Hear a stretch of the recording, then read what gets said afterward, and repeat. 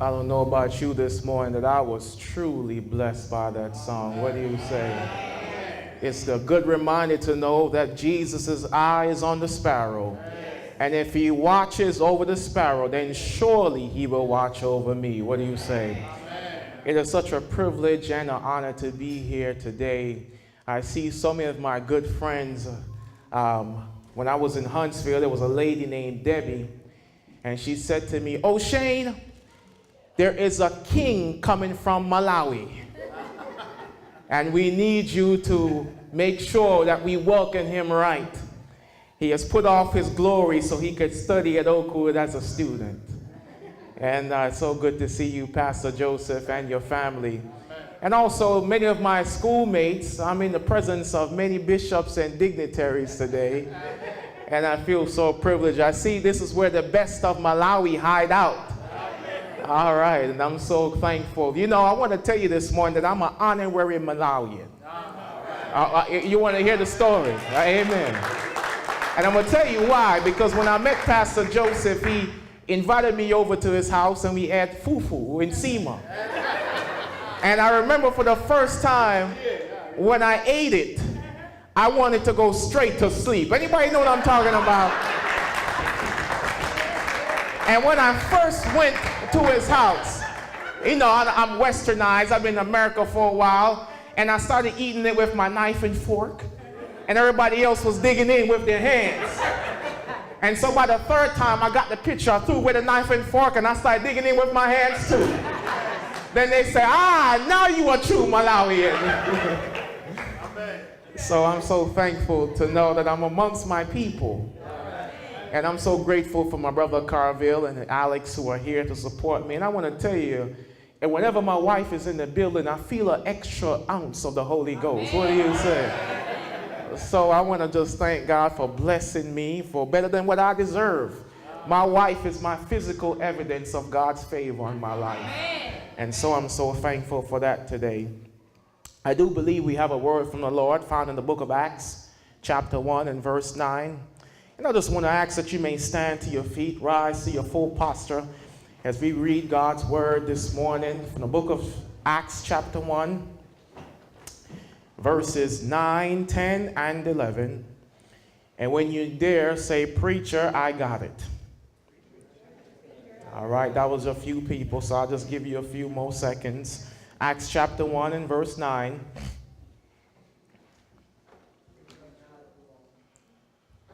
Father, we are so thankful for this opportunity to stand in your presence. We dare not enter this preaching moment without asking for your blessing. Be with me and the people who are listening today. Be with me, Lord, and fill my cup till it overflows. In Jesus' name, amen. Remain standing, for the word of God says in Acts chapter 1, verse 9 and 10, says, after this, talking about Jesus, he said he was taken up before their very eyes, and a cloud hid him from their sight. And they were looking intently upon in the sky as he was going, and when suddenly two men dressed in white stood beside them. Men of Galilee, they said, why do you stand looking into the sky? This same Jesus who has been taken from you into heaven will come back the same way you have seen him go into heaven.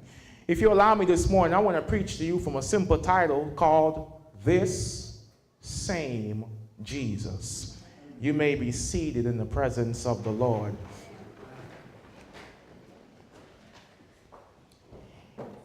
A great war began in heaven, taking 1/3 of the angels with him. Lucifer started the rebellion.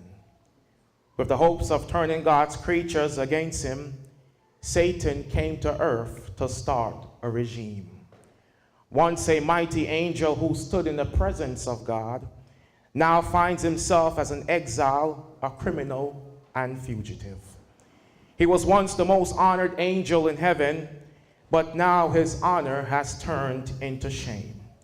Controlled by jealousy and pride, he became determined to do evil. His heart and mind was set on destroying God and mankind. He saw the paradise that was being created for man, and jealousy led him to tempt and overcome him. He came up with a plan with his demons that he would deceive man and cause him to distrust God. As Satan talked with his demons, he concluded that the only way to control earth was to get man under his control. Satan and his demons watched as God made this new world. He saw the beauty of the new earth and the beings that were being created to take his place. God made our world perfect and sin-free. Man was made in the image of God. No trace of sin or stamp of iniquity was found on his character. Everything was provided and created for him. Everything was made for the upliftment and elevation of his character. He had a perfect mind and a perfect body. He was immune from all sickness and diseases. Adam had the ability to communicate with trees, plants, and animals. His spiritual nature allowed him to talk with angels and celestial beings. He was intelligent with the ability to grasp and understand things quickly. He was well proportioned, reflecting health and vigor. Ellen White says that Adam was twice as tall as men on the earth today. Some speculate then say that Adam was around 18 feet tall and Eve was just a little bit shorter than him. He was made to live forever. He was made to experience joy and peace forevermore. But something transpired in the garden this morning. Something transpired between man and Satan. Something happened that would change the course of Adam's life forever. Eve's curiosity led her to enter dialogue with the devil. It was a conversation that she would regret. It was a conversation that Eve wished she never had. It was a conversation, listen to me this morning, that led to cancer, AIDS, and suffering in our world. It was a conversation that led to pain and sorrow. That conversation led to a world of turmoil and violence. Everyone who would be born of humanity would carry the trace of sin in their DNAs. Sin this morning was the first STD that man contracted in the garden, and he passed it down to all the generations that would come. Adam's body became weak and receptive to disease, emotional and physical damage. His mind became distorted, and he lost the capability to discern good and evil. For good was no longer good, and evil became good, and good became evil. Everything was flipped around and turned backwards in Adam's mind. For the first time, the Bible says that Adam stood in a position that he had never stood before. He was now naked and ashamed. He became an enemy who would forever struggle with two natures. He will struggle with the good within him, and he will struggle with the evil within him. And listen to me this morning, church, that the first mistake they had made was that man began to listen to Satan. And so often we as Christians, we enter into dialogue with the devil and we listen to his lies. Am I preaching anybody in here this morning? You see, we often allow ourselves to come under the influence of Satan, and so often we allow ourselves to listen to the lies that he tells us through music and through TV shows and certain kind of movies. But I want to tell you this morning, brothers and sisters, that we ought not to listen to Satan. We ought to spend more time with Jesus and tarry in his word. Are you hear me today? Amen. We often go under the tree of knowledge of good and evil, as Eve did, and we allow the devil to make us distrust God. There are some things in life, brothers and sisters, that we simply just need to avoid. One sin can change your life forever. One sin can cause you to miss out on God's blessing. One sexual misconduct can lead to a lifetime of regret. One pull of the trigger can lead to a lifetime in prison. One sin can eternally separate us from God if we're not careful this morning. And so often we allow Satan to be permanent residents in our homes. He lives with us and he abides with us, and he's in our homes and he sleeps next to us, and he plays with our children and he tells them bedtime stories. But may I tell you this morning that Satan doesn't need to be a resident, he needs to be evicted out of our homes. Are you hear me this morning? And so often our children grow up and they're deceived and they no longer fear God or reverence their Creator. And Satan will always tell us to disobey God because he always tells us there is no consequence for sin. He tells us that we can live a fulfilled life without God. But how terrible is the reality that Adam and Eve faced when they stood disconnected from God. You see, Satan will always tell you about the glamour and gleam that comes with sin, but he doesn't tell you about the consequences that come when you live a life contrary to God's will. He will show you that woman who's shaped like a Coca-Cola bottle, but he doesn't tell you that she's carrying HIV/AIDS in her body. He will tell you how happy your friends look when they're drinking alcohol and when they're high on drugs, but he doesn't show you 10 years down the line when they're strung out on drugs and they can't be productive citizens, because he will always show you the blessings of sin without the consequences. Amen. Amen. He tells us to murder. He tells us to rob and steal, because surely you won't die. He tells us to do these things because God will not judge, he says, for you will not die. Oh, brothers and sisters, how I wish we wouldn't listen to Satan. How I wish we wouldn't spend time talking with him. Eve gave Satan her ear, and he began to whisper sweet nothings. Ladies, may I tell you this morning, you better be careful who you give your ear to, because some brothers will whisper sweet nothings to you, sweet things, but they're only empty promises. And brothers, may I tell you today, you got to be careful who you as well, because there are some women who will try to trap you. Or you listen to me today. We have to be careful who we give our time and attention. You see, this one sin cost Eve everything. It cost her eternal life, and it cost you and me eternal life too. So Satan tells us about the excitement of sin, but he doesn't tell us about the early teen pregnancies, no fathers in the homes. He doesn't tell us about the drug addiction, no education, or the things that we may acquire. You see, our parents were deceived, and they chose to obey Satan. Satan became the god of this world, and everything changed instantly. Man was no longer able to communicate with God face to face. Man now hid himself from God instead of running to God. Man now hid himself because this transaction led to a lifetime of pain and suffering. This one transaction led to Adam holding his son's dead body on the ground. A world that was known for its purity and its innocence was now lost. Adam and Eve wept as they saw the effects of sin on the earth. Sin affected animals, birds, and even sea creatures. Animals became vicious and wild as a result of sin. Animals no longer were obedient to Adam because Adam had now become disconnected from the natural world. Even the climate was affected by sin. Men began to experience extreme temperatures like we do in Berrien. Below zero. We can't go outside without no jackets. Are you listening to me today? Extreme heat. All these things are a result of sin. Sin affected the trees and forests. Trees and forests started to die, and leaves began to fall to the ground. And it's so amazing today how when we see leaves falling from the ground in the time of fall, we say, oh, that is so pretty.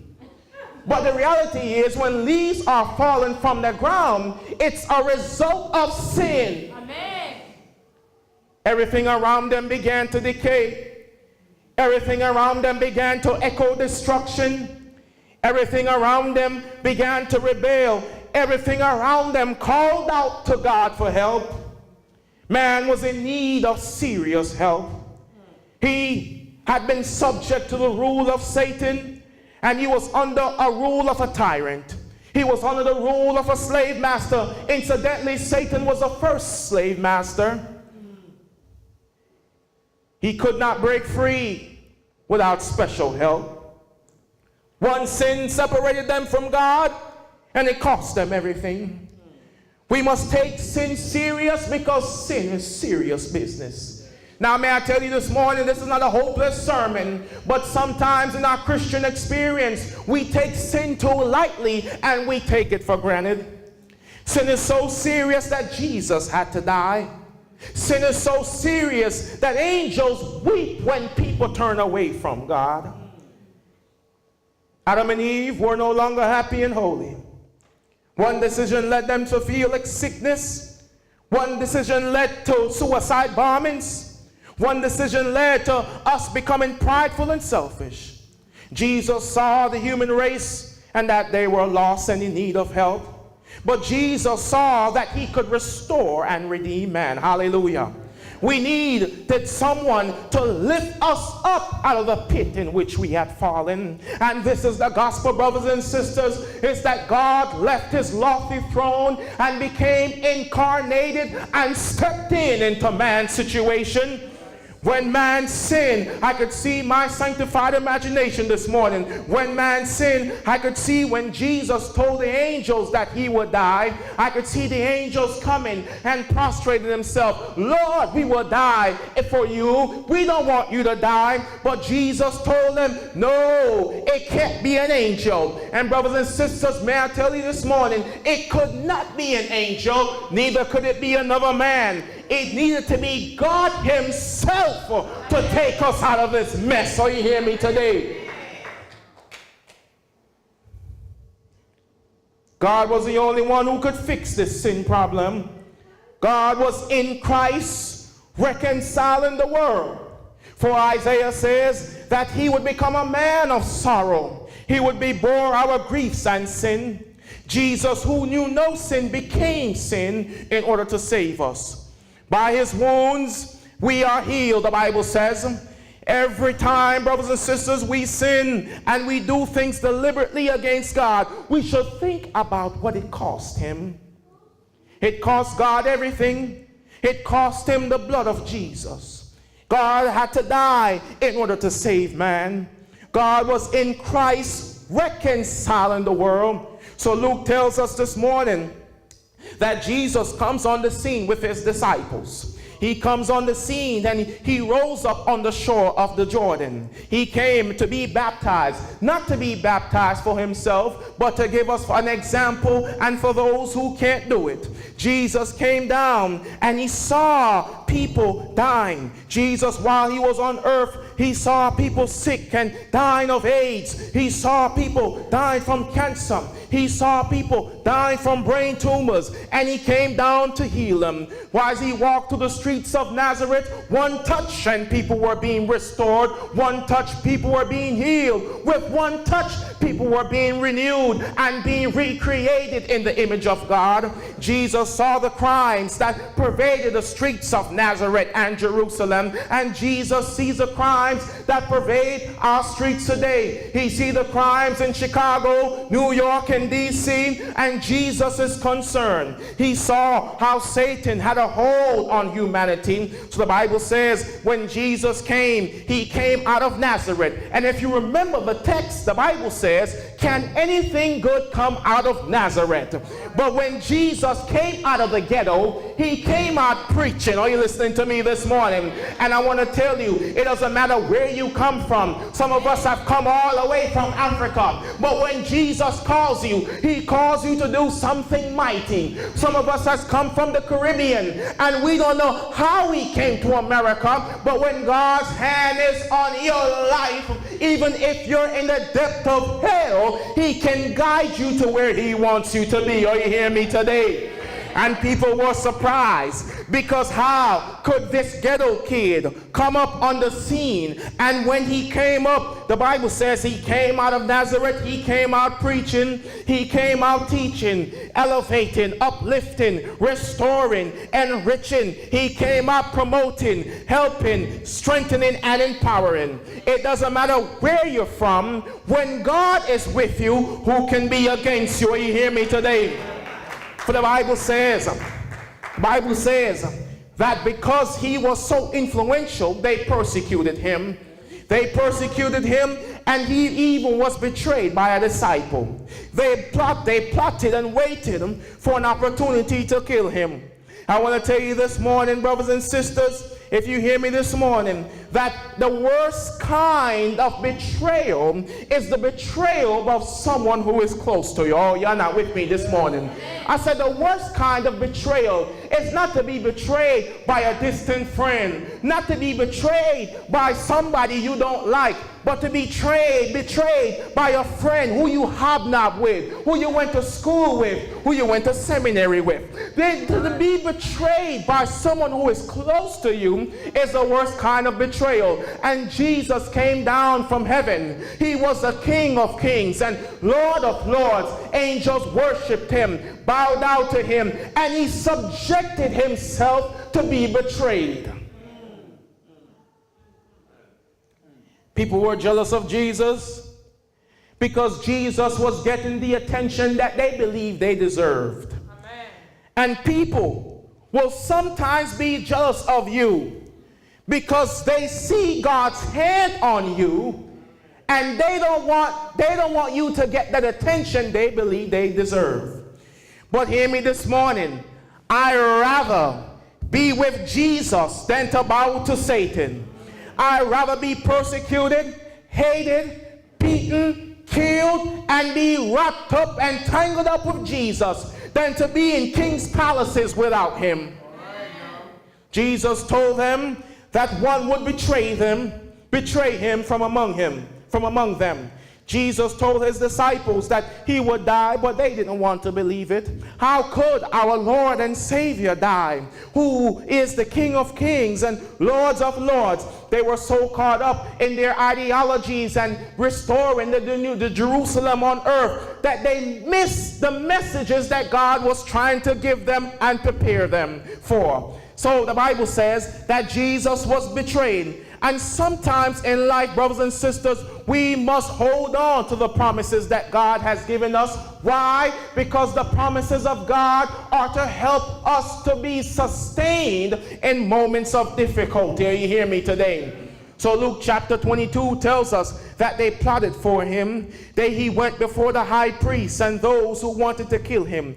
Pilate handed him over. So my Bible says that they killed him, crucified him. All the disciples, all their hopes was lost.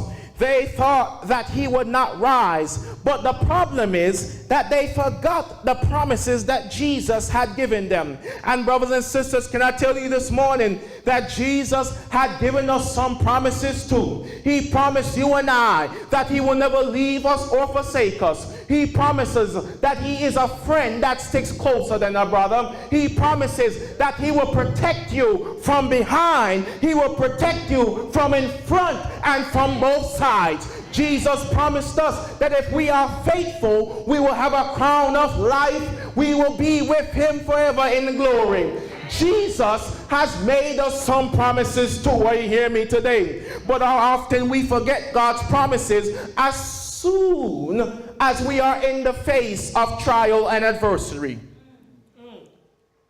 We forget the things that God had said.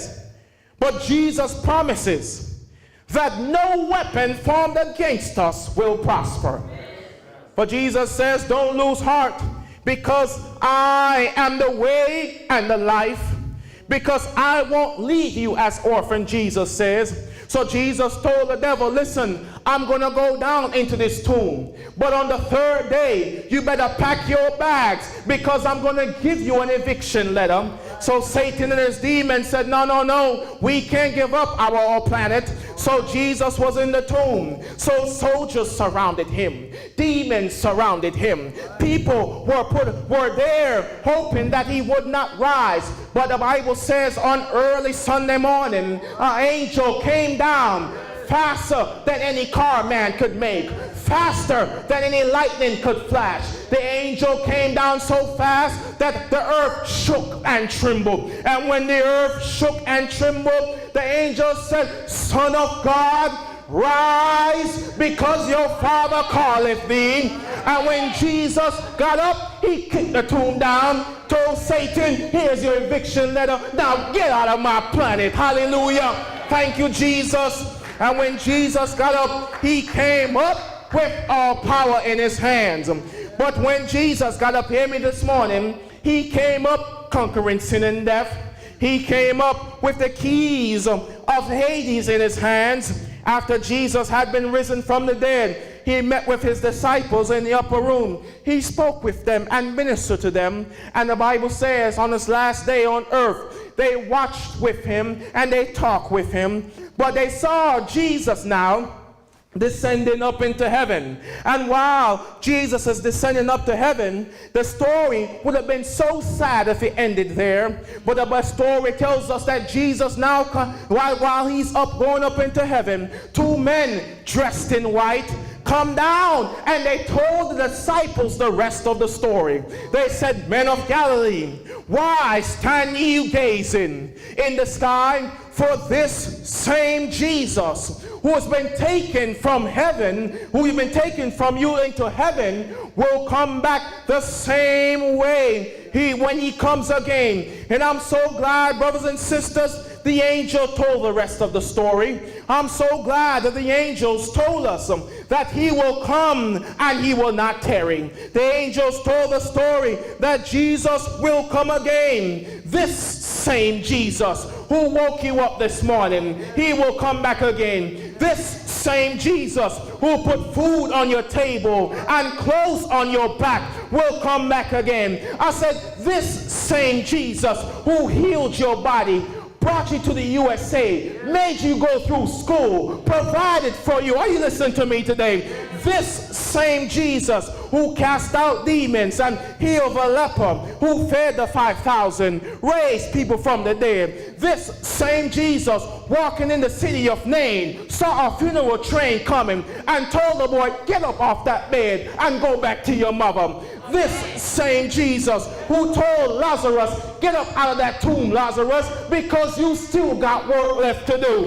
This same Jesus who turned water into wine, he is coming back again. And when he comes, every eye shall see him. For Hebrews says, just a little while, he is coming, and when he come, he will not tarry. For Peter says, think it not slackness concerning God's promises, but God delay is for every man to be saved. Amen. And I want to tell you this morning, I'm so thankful that Jesus is coming again, because when he comes again, brothers and sisters, there will be no more AIDS. There will be no more backbiting. There will be no more cancer, no more death, no more evil, no more fanatics, no more gun violence, no more hypocrites. No. There will be no more insecurities, jealousies, or killing. No more murder, no more negativity, no more ostracizing, no more pollution, no more quarreling, no more robbery, no more stealing when Jesus comes. Oh yes, brothers and sisters, it won't be any more terrorists, no more undermining, no more vice, no more being X'd out, no more yelling. For Jesus comes, he will come and surely not tarry. Hallelujah this morning. How many know that we can trust Jesus? How many know that this same Jesus is coming back? I said, can I tell you about Jesus this morning? Can I tell you about Jesus? I know Jesus will come back. Let me tell you why. Because while Jesus was on earth, he mastered chemistry when he turned water into wine. Jesus, while he was on earth, he mastered oceology when he walked on water. He mastered dermatology when he healed the leper. He mastered psychology when he spoke to the woman at the well. He mastered sociology when he healed the demoniac and placed him back in society. He mastered pharmacology because he has a medicine cabinet in the hem of his garment. He mastered cardiology because he can put a new heart within you. He mastered pneumatology because he can breathe his Holy Ghost within you. He mastered hematology because he healed the woman with the issue of blood. He mastered ophthalmology when he opened the eyes of the blind. He mastered pathology when he healed Peter's mother-in-law. He mastered gynecology when he opened Sarah and Mary's womb. He mastered phonology when he died and rose again early Sunday morning.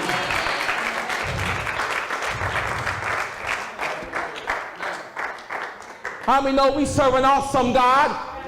And we can trust this same Jesus because he proved himself worthy while he was here on earth, and we know that he will come again.